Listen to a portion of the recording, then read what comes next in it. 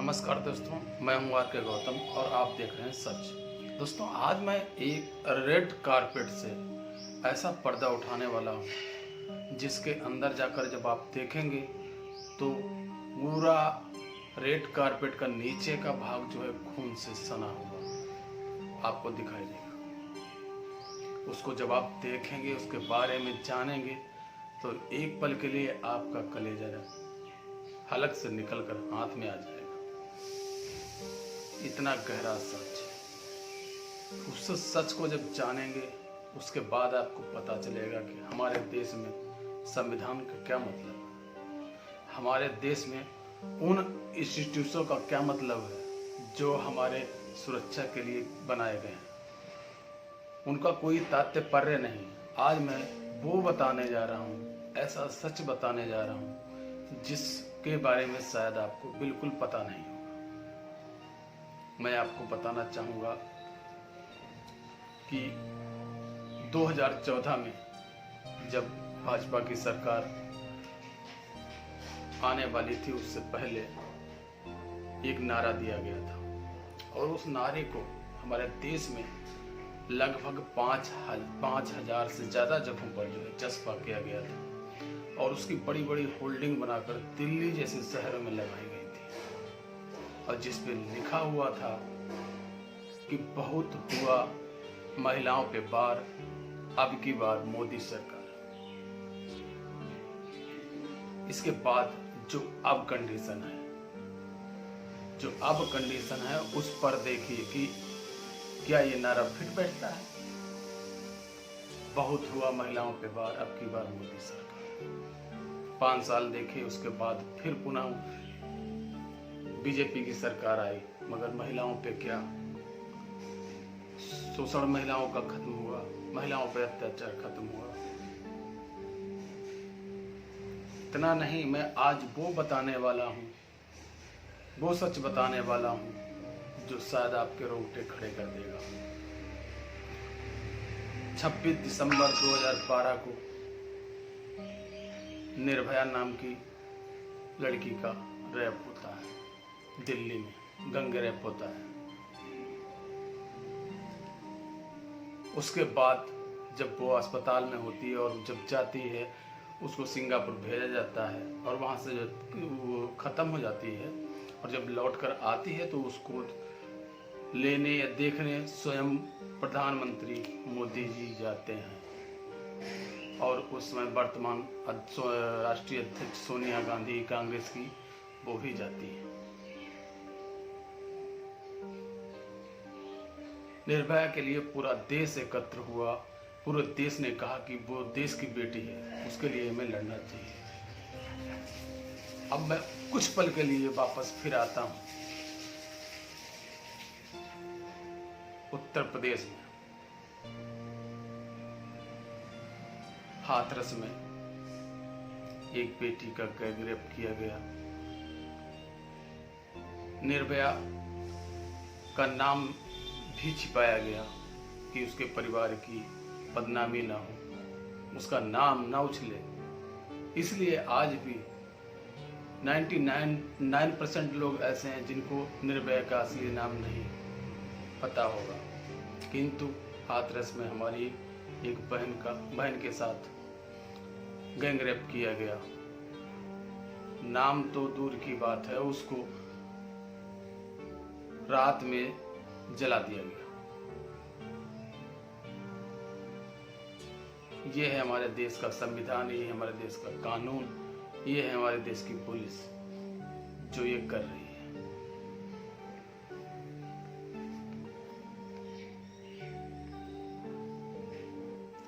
अब मैं बताना चाहूंगा कि महिलाओं पर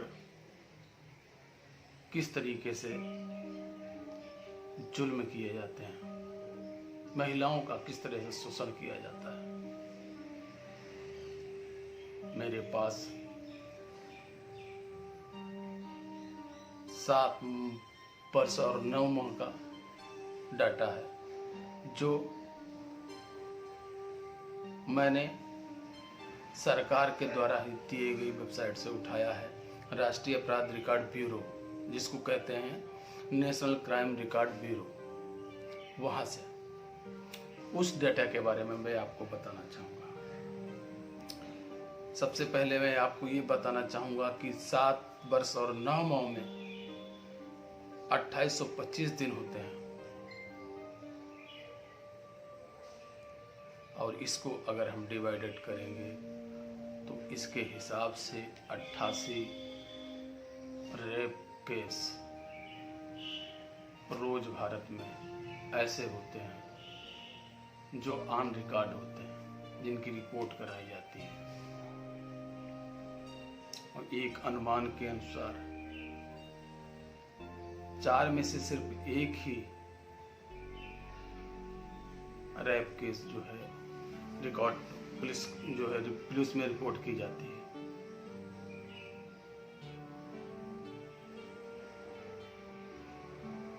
अब मैं आपको बताऊंगा कि निर्भया कांड जब हुआ था तो उस समय तत्काल पुलिस ने जो है, सरकार ने एक फंड जारी किया था जिसका नाम निर्भया फंड रखा गया था। इसके अंदर 32 योजनाएं लागू की गई थी और फंड जो था 1000 करोड़ रुपए का जारी किया गया था उस समय, जो आज के समय में 7000 करोड़ रुपए है। और वो फंड सिर्फ महिलाओं की सुरक्षा, उनके अंदर की परेशानी, जो पीड़ित महिला है उसकी मदद, मानसिक रूप से वो अगर परेशान है तो उनको कैसे ट्रीट किया जाए, वगैरह वगैरह, इन चीज़ों के लिए वो फंड जो है जारी किया जाता।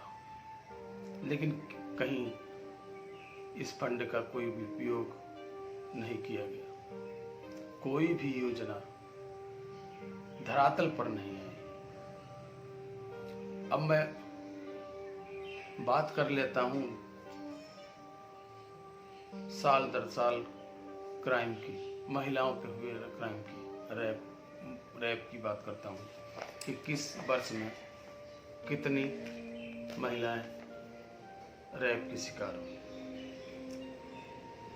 मैं 2009 से शुरुआत करूँगा, क्योंकि फिर बाद में लोग सवाल पूछते हैं कि आपने कांग्रेस के समय की बात नहीं बताई, आप मोदी सरकार की बात बता रहे। इसलिए मैं 2009 से शुरुआत करूंगा। 2009 में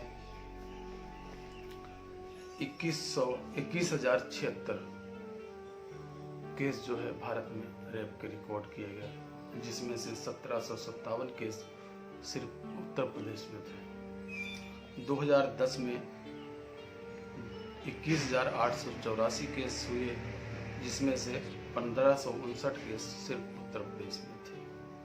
इसके बाद 2011 में 23,939 केस रेप केस महिलाओं पे हुए, जिनमें से 2040 केस जो है वो उत्तर प्रदेश में थे।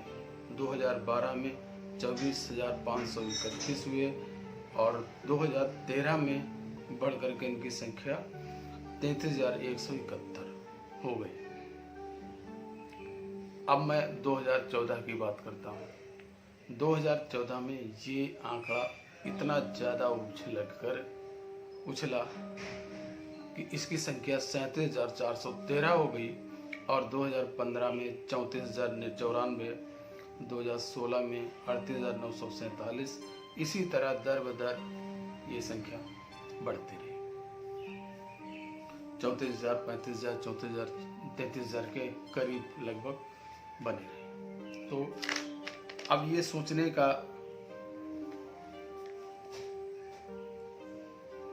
की बात है कि ये क्राइम क्यों बढ़ रहा है, आखिर क्यों इस पर बीजेपी सरकार अंकुश नहीं लगा रही।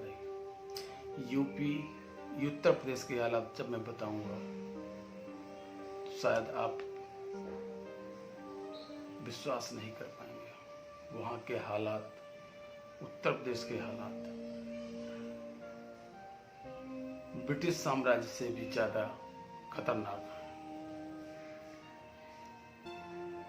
वहां पर जो है रात में जो है लड़की को जला दिया जाता है। उसके माँ बाप चिल्लाते रहते हैं कि सिर्फ मुझे दर्शन करा दीजिए, मेरे सिर्फ घर पहुंचा दीजिए, मगर शासन प्रशासन इतना नहीं कर सकता।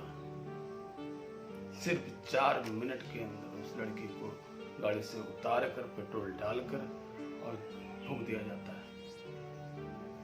और फिर उसके बाद रिपोर्ट आती है कि लड़की के साथ रैप हुई है।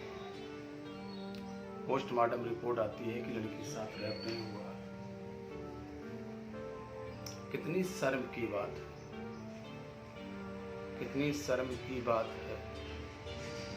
मैं बता दूं कि हाथरस कांड से पहले सिर्फ एक जिले की बात कर रहा हूं, लखीमपुर खीरी में 3 माइनर बच्चियों के साथ रेप किया गया और उन्हें जान से मार डाला गया। ये उत्तर प्रदेश का राज्य है, ये उत्तर प्रदेश का राज्य जंगल राज्य है।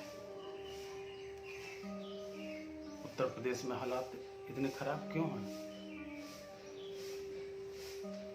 इस पर कभी आपने सोचा है? उत्तर प्रदेश में 24 हेल्पलाइन का पता नहीं है। महिला बैंक का गठन के लिए बात की गई थी, उसका कोई पता नहीं है। आईटी मिनिस्ट्री महिला सुरक्षा बजट जारी करने की बात की गई थी, उसका कोई पता नहीं है। निर्भया फंड के जरिए महिलाओं की मदद के लिए वादा किया गया था, उसका कोई पता नहीं है। इन सब चीजों के चलते देश में इतने हालात खराब हो गए कि महिलाओं को रोड पर निकलना दूभर हो गया।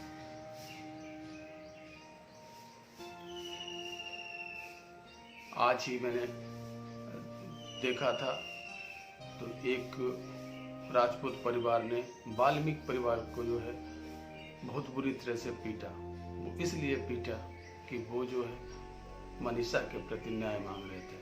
मनीषा हाथरस कांड के प्रति जो है आवाज उठा रहे थे। अब हम आवाज भी नहीं उठा सकेंगे। क्या इतना भी हमसे अधिकार छीना जा सकता है कि अगर वो अन्याय हो रहा है कोई, तो अन्याय के प्रति हम अपनी आवाज नहीं उठा सकते? दोस्तों, अगर यही सब होता रहा और सब अपने अपने घरों में बैठे रहे तो बहुत दूर नहीं, तो जब सबके साथ ऐसा होगा और कोई भी किसी के साथ नहीं होगा। निर्भया कांड जब हुआ था तब पूरे देश ने रोड पर आकर के उस निर्भया के लिए न्याय मांगा था। कहा था वो देश की बेटी है। मनीषा पाकिस्तान की बेटी है क्या? मनीषा पाकिस्तान की बेटी है जो उसके लिए आप घर में बैठे हैं? उसको न्याय क्यों नहीं दिया जा रहा? उसके अपराधियों को सुरक्षा दी जा रही, बचाने की कोशिश की जा रही। राजपूत संगठन जो है आज क्यों न्याय के लिए नहीं चिल्ला रहा? उन लड़कों को बेकसूर बता रहे हैं। बेकसूर बताना ये कोर्ट का काम है। अगर वो बेकसूर हैं तो कोर्ट उनको बरी करेगा। अगर उन्होंने कसूर किया है, अगर वो कसूरवार हैं तो उनको फांसी की सजा होनी चाहिए, इसमें कोई दो राय नहीं। सच में आज के लिए सर इतना ही।